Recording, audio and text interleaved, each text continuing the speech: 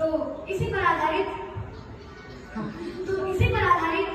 मैं होली पर कुछ विचार आगे सुना सकता हूँ। प्रहलाद की बुआ होलिका के जलने के बाद सभी देवी देवता, यक्ष, गंधर्व, किन्नर सभी लोग धरती पर आए और रंगों का त्योहार होली मनाए। तभी से हम लोग होली का त्योहार मनाते हैं। होली मनाने के बाद हिरण्यकशिपु ने प्रहलाद की माता कयाधु का वध कर डाला, जिसे देखकर प्रहलाद जी बहुत डर गए और उस नन्हे से प्रहलाद से हिरण्यकशिपु ने गजरा करके पूछा कि बताओ तेरा हरि कहाँ रहता है।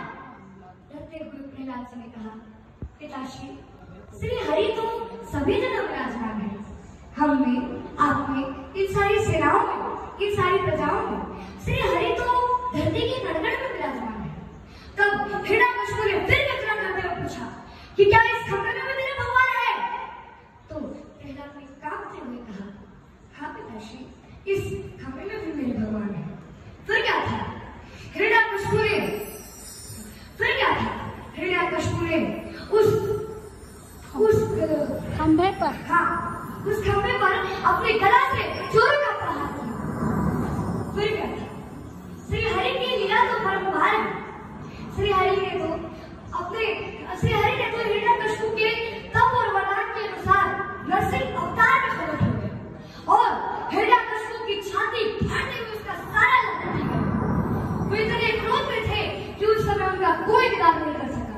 यहाँ तक कि माता लक्ष्मी ने पीछे दौड़ गई और प्रहलाद जी अपने पिता की मृत्यु को देखकर और भगवान का क्रोध देखकर किम कर्तव्य परिपूर्ण हो गए, अर्थात न ही वो आगे बढ़ सके और न ही वो पीछे हट सके। तब भगवान नरसिंह ने प्रहलाद से क्षमा याचना की कि कोई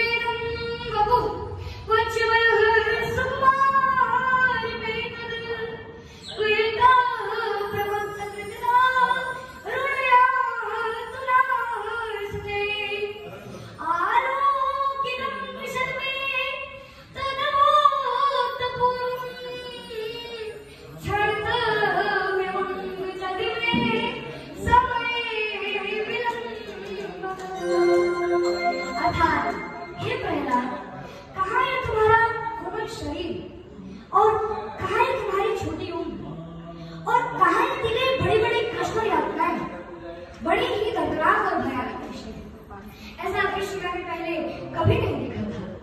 मुझे और पहले ही आ जाना चाहिए था, इसलिए तुम मुझे क्षमा कर दो, मैं तुमसे क्षमा प्रार्थी हूँ। भगवान Narasimha said Prahlad, O Prahlad, I am very very sorry. I have got late to come.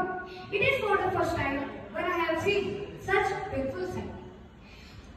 हमारा भारत न्यूजीलैंड से आईसीसी चैंपियन ट्रॉफी में जीत चुका है। हाँ, जीत चुका है और हम सब भारतवासी बहुत प्रसन्न